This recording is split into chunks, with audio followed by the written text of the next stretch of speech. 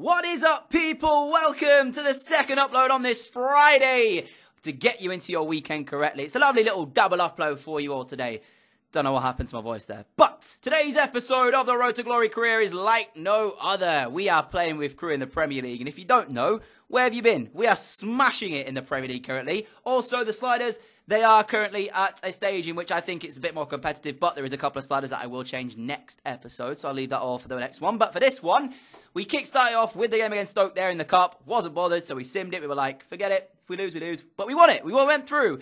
Admittedly, I started my first 11, and I didn't mean to do that. I was supposed to start my second team, so that's probably the reason why we won, but hey-ho. Regardless, let's get into game number 2, the first gameplay of today's episode against Liverpool. As I'm showing you the sliders, you saw them there. I then backed out by accident, not showing you our side, so there is our side, of course, as well. So everything for myself remains on 50. The AI side, it's bumped up and down to make it more harder, or supposedly make it more harder for us. The only change I'm going to make next time, I'm going to bump up the shot, the marking up, so then that way they mark my players a bit more. And also, I'm going to bump down the shot error slightly. Not massively, just slightly, so then that way they, kind of score. But I still feel like the sliders at the moment are tough. Like, I am experiencing it, and I do think that the sliders I've put on are making the game more tough, personally, for me. But regardless, anyways, we've only conceded 4 goals so far. And this is weird, like, you'll tend to notice the way I play FIFA, the way I am in real life as well, I guess. I like being the underdog, all right? I like having a situation where my team on paper shouldn't be able to match it of like the likes of Liverpool. However, when I get in that situation, I normally tend to play quite well. It's normally when I have a good team and I should be winning games and winning titles, that's when I tend to mess up. So using this as like a kind of, I guess, a trial period in the Premier League doesn't really help me because I like being the underdog. So when we do eventually make our team even better, it's probably not going to be that much more, like, dominant from us, to be honest. But the game against Liverpool, regardless, started off really well. 12 minutes in, Phillips finding Reece Nelson. He hit the post. Gamero on the follow-up. Should have scored. Somehow didn't. The Frenchman, I tell you what, he's got a few assists for us so far. However, his actual goals isn't that great, to be honest. I'm hoping he can improve on that front because as an experienced striker from Atletico Madrid, you'd expect better from him. However, we're not going to worry about that. Carrying on, 37 minutes in, as you can see, we piled on the pressure on Liverpool here at home. The home fans, they're buzzing about the way we're playing, and that's certainly an understatement, as Gamero, back post, makes it 1-0 to the home side. Bang! There you go. 3 points are on the way if we can hold on. But regardless, 40 minutes in, we took the lead. And you know what? I have to say, the way we are playing, it's quietly confident. You know, I want to say this as well. I've looked at the comments and I saw a few people, and other than the Donny's comment that keeps popping up, I have seen the Donny's comment. Don't get me wrong, but I just can't sign him. He's too expensive. I'm sorry, but in many ways, we're basically Leicester. If you think about this, player for player, as we get another chance here with Ben Brereton on the ball, finding Tshibola, sorry, however you say it. Gamero back to Brereton. Brereton in behind. 2-0. Bang, just like that. Another goal for Brereton. What's that now? He's 14 for something. Going back to what I was saying, Leicester City, think about it. Goalkeeper, they had Kasper Schmeichel. We've got equally as good in form of Green. The defensive unit, somehow, underrated players, underrated centre-backs, like the likes of Wes Morgan and Robert Huth, who were instrumental in defending for Leicester. We've got 2 of our own at centre-back. If you carry on to the midfield, look at it there. You know, they had Kante holding down that midfield in many ways. Shibola has been our kind of Kante, I guess you could call it. I'm not sure if that T is silent in his name. I'm going to have to do it. I know when I've been listening to the commentators, they actually say Shibola. But I don't actually know if that's right. Anyways, so yeah, Kante, Shibola, pretty much the same, you know, type of player. They're similar in many ways, not in terms of quality, but like in the same job that they do. He is our enforcer. Kante was Leicester's enforcer. In terms of the striker up front, Jamie Vardy popping the goals in. We have our very own Englishman smashing him in for fun, and that man is Ben Brereton. So yeah, looking like we've got a pretty much Leicester title winning side. The only thing we are missing at the moment is probably a Riyad Mahrez, but well, in many ways, we've got a couple of players that have hints of that one. Reece Nelson's popped up a few times in moments of quality. Gomez does it a few times as well. So we have got players who can be like Mahrez, but I don't know who is our Riyad Mahrez. Everywhere else, you know, that was instrumental in Leicester's title win, I can kind of see it in our side as well, as Shibola gets himself on the score sheet here to get the 3rd goal. I sound so stupid when I'm saying that, by the way. But anyways, our midfield enforcer, you're just I guess Kante's just a poor man's Shibola, right? You know, not the other way around. Let's just say that way. So Kante is the poor man's Shibola, right? That is the way around it is. Not the other way. He is the beast. Kante is his understudy, let's call it. So, in many ways, a 3-0 win against Liverpool. I don't know how that happened. Honestly, I'm playing some good stuff, but at the same time, I've tried to make it as hard as possible with these sliders, and I just feel a bit underwhelmed. Like, I played that game there, and I didn't really feel like I was under pressure. However, I bump up the pass speed for the next one when we take on Tottenham. And let me say this, certainly felt the difference in that game. We won't go into that yet. We'll see how it fares in the other one. But as I said, a 3-0 win to kickstart things off, 3 points on the board. I can't really complain at that, can I? Because at the end of the day, I'm here to win games, and that's exactly what's happened in game 1. So straight from that game, I decided we were going to take on Brentford. Now, very different caliber of opponents, I guess you could say, when you consider the fact we've just beaten Liverpool 3-0. Now we take on Brentford, who came up with us. Then, looking at where Brentford are, looking at where we are, there's only really one winner if you're a betting man. But as I've said previously, it tends to be when I should win, I mess up. Whereas if I'm the underdog going into games, I do okay. So, heading into the game against Brentford, I was thinking to myself, this will be sod's law. If we go into this, having beaten Liverpool 3-0 in a really good win, if we then go here and play Brentford and lose it, that would just be typical me. After 10 games have been played, we're on 7 wins, 3 draws, 0 defeats at the moment. Still unbeaten within the Premier League. That won't last. We are going to lose a game at some point, guys. Don't be expecting us to go unbeaten for 38 games. If that happens, I will... I'm not even going to... I don't even know what I could say I would do. But yeah, genuinely, that won't happen. Tell you what, if it happens, I will eat the hottest chili on camera in one of the episodes and then try and play an entire episode. How about that? But...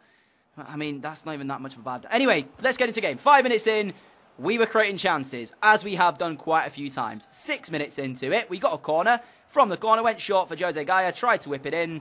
Shibola making a nuisance of himself in the area. Unfortunately, didn't win the header, but we get another corner, doing exactly the same technique as we did for the last one. This time, he's at the back post, and that time, he got his head to it. What was I saying? Kante, just a poor man's Shibola. How about that? From our former Aston Villa man, currently running and bossing the midfield of Crew Alexandra on their way to an outstanding first season in the Premier League. I think it's safe to say, if we win this game here, I think we're on 27 or some points. And I tell you what, that's probably enough to keep us up from relegation. Already surviving the Premier League, boys. I've done it inside 11 games. How about that? But Shibola, what a header it was from our 6'3" maestro. And that was a great way to get into the lead. As I said, though, that calmed the nerves a little bit. It allowed me to get used to playing the FIFA game that I'm normally playing. Phillips finding Brereton. Brereton into Gamero. Gamero over the top, looking back for Ben Brereton. And he is inches away from making this 2-0. Scored against Liverpool last time out. He is just sensational. Honestly, thank you guys so much for telling me to sign him, because without you guys, I probably wouldn't have made that signing happen. I mean, there is like bits of me that would think that I'd probably do it, but in all seriousness, that just wouldn't have ever crossed my mind for me to sign him. So I'm so glad that you guys said it on a regular basis, sign him, and then in the end, we went 2-0 up. Kevin Gamero with the second of the afternoon. His second in as many games as well. Just as I was saying, the Frenchman hasn't scored enough for us. Well, I can eat my words now, because he scored 2 in 2 against Liverpool and now Brentford. Lovely ball over there from Reece Nelson is the reason why this one ended up going in. And I tell you what, composed finish. Composed finish. You know, he had a lot to do there, Gamero. Keeper made himself big.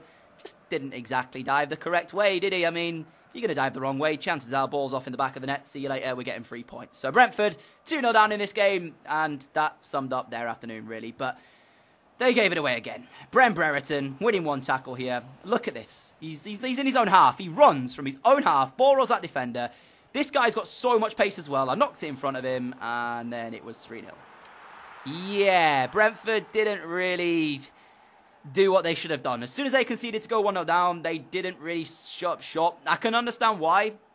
Because in terms of a side that we've got currently here at Crew, we're overachieving, let's call it that. We shouldn't be top of the league. So I can fully understand as to why Brentford tried to get themselves back in the game. But the truth is, the way we're playing, if you let Ben Brereton do that to you, and you give away the ball where you did, and he gets the run on your defenders, it's going to be a goal. So when it went to 3-0, and I have to say as well, that this probably wasn't a 3-0 game, because we scored 2 goals pretty, I guess, late into the game. And other than that, there wasn't really many chances we created. Brentford played okay, to be honest, considering what they did. So unfortunately for them, they did end up losing the game, and it will be bitterly disappointing, because I do believe that potentially they're going to be probably going straight down in this Premier League season, but would be nice to see them stay up. So full good luck to Brentford for this upcoming season. But I think for us, as I said earlier, we've avoided relegation, because after 11 games being played, we're still top, and we've got around about 27 or so points. So I went back into the settings at this point. I was thinking, how can I make this more tough? So I bumped up the pass speed to 65. And as I said, next episode, I'm most likely going to put down the shot error, a little bit of the AI, and also the marking of the AI to make it more tough for me to score goals. But other than doing that with the CPU gameplay, without making it really, really stupidly hard for myself, I think that should make him a bit more competitive. So going into the game against Spurs, I didn't really know what to do, because Spurs are a good side. With these sliders on, chances are I might not touch the ball. So going into this one, in my immediate thought was, although we're unbeaten, I honestly couldn't care if we lost this game. So at home, with the home advantage, the fans will be thinking something special is brewing here for Crew. Have they got the capability to beat Pochettino and this Spurs side, who they always seem to do well, Spurs, when you're in career modes. I don't know what it is with their side, but it ages really well. They normally make decent signings, and they always seem to be at the top of the table. So Flint, Konsa, Gaia, and Iorfa start as our back four. Usual suspects in the team. Brereton, the top scorer of the Premier League season, is up front. And the men tasked with stopping him today were Foyth and Mark Bartra. We'll see how they're going to get on in this game. But as the game got underway, as I said, I felt the pressure of Spurs. And let's say the game didn't have that much in it for us. So we won the ball back here in the 38th minute with Dominic Iorfa. Phillips gives it off to Gamero. Gamero to Brereton. Lovely turn. Unfortunately, he drags his shot just wide. I fully expected that to go in the bottom corner. I was already celebrating even before the ball had gone out of play. I was thinking, that's 1-0. Great turn, Brereton. Nicely done, pal, but wasn't meant to be. As I said, we didn't really have that many chances. Gamero late on had one of the other only opportunities of the game when he fired it in straight to Lloris's hands. He made the save, and that summed up the afternoon, really. But I'll show you the match facts after this game, guys, and let me say, we dominated it. Like, fully dominated. I said I struggled, right? The only reason I actually kind of did struggle was when Tottenham were on the ball, I had to be so focused mentally, because the way, the speed they were knocking it about at, it was kind of hard to follow the play. But overall, possession-wise, as I've said before, if I'm in control of the ball, it doesn't matter what sliders I've put on, because if they're not controlling the ball, it doesn't affect them. So as you can see, I had 66% of the possession. Although I had 6 shots on target, a few of those were from distance, as I couldn't really break down the 4 at the back of Spurs. But I'd take a 0-0 draw every single day of the week at home. As I said, we're massively overachieving at the moment. Do not expect us to remain probably in the top 4 come the end of the season. If we can do, that would be sensational. But I don't expect that to be the case. In fact, I don't know if I want to finish top 4 in this first season, because it's all well and good finishing, in the Champions League spots, kind of quickly. But at the same time, I don't think my side is going to be good enough to compete in the Premier League, in the Champions League, in the FA Cup, and in the Carabao Cup. I don't think it's going to be possible. So I don't know if I want to finish in the Champions League spots in this first season. So I might have to think about that. Maybe I'll have to, if we're challenging for the top 4, we can't actually win a league title or finish like second or something, and we're 2 points off it at the end of this season, I might have to consider it, because it might be a better case scenario for us to throw the game and, of course, finish outside the top 4 than it would be getting Champions League football. But we'll see anyways, because there's a long way to go to the end of the season. Next up was Chelsea, 5 at the back, and there is the poor man Shibola in the form of Kante. I'm going to keep using that metaphor, because you know what? I firmly believe we have the best centre midfielder in the division currently. Shibola is an absolute beast. He runs round, he just tackles everybody, he scores when you need him to. He's controlling midfields without a doubt in this season so far. Phillips finding the ball out wide to Dominic Iorfa. Iorfa down to Reiss Nelson, 15 minutes on the clock. Chelsea struggled with the pace actually that we had out wide, and that was one thing that became apparent very early on. Gomez giving us the lead inside the first 15 minutes. Admittedly, this one takes a rather large deflection, and that's the reason why Chelsea and Courtois was beaten by it, but you can take nothing away. Initially, from that angle, it doesn't look like it did, but then you'll see it here off the boot of the defender there. Courtois still should save it, and he doesn't do, so probably going to get argued against, and maybe people will have a go at him for that one.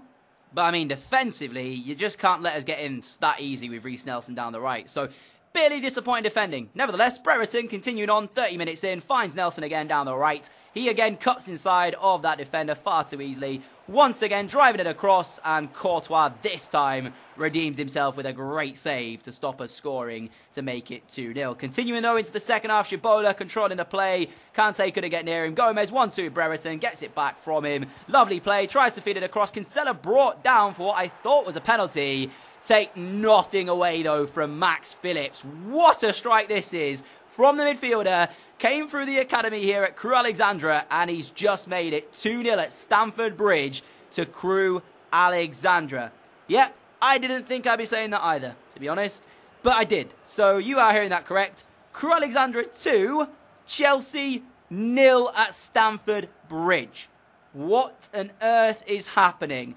I don't know what was being put in the Weetabix here at Crewe, but let me say, overachieving is an understatement. We are actually creating something pretty strange here, and I'm intrigued to see how long this can continue. But regardless, that is how pretty much the final game ended here. 2-0 win, another 3 points for Crewe. Their unbeaten run continues. But you know what? We still got a really tough game for next episode, because I came out of this one, again, dominating the game. I don't know if I just had a really good day of FIFA, to be honest. That could have been the reason why. Next episode, I could just get smashed by everybody. But came out of the game thinking, yo, it's going well. I'm happy. Then I saw the fact that we would be taking on Birmingham in the Carabao Cup in the quarter-finals. I said if we made it to the quarters or something, then I would go on to play it. So there isn't many teams left in the competition that I think can beat us. So next episode, we're going to be playing that game against Birmingham. Remember, one of the objectives to complete was to win the Carabao Cup. So we've still got to do that, and there's every chance if we beat Birmingham, we can go on to winning a Carabao Cup. Regardless, though, that is it for today's episode. If you did enjoy it, a like rate would greatly appreciated. Also, drop a like for the double upload on Friday, getting you through to your weekend in the correct way. Enjoy the rest of your Friday night, guys. I will see you all back here again at 4 p.m. UK time tomorrow on Saturday for yet another video. Catch you all then. Adios.